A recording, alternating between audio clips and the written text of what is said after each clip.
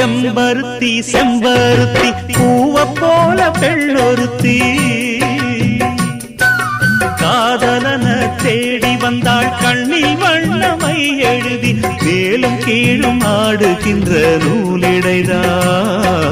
மீண்டும் மீண்டும் நான் படிக்கும் நூலகம்தான் நாளெல்லாம் மீண்டும் மீண்டும் நான் படிக்கும் நூலகம்தான்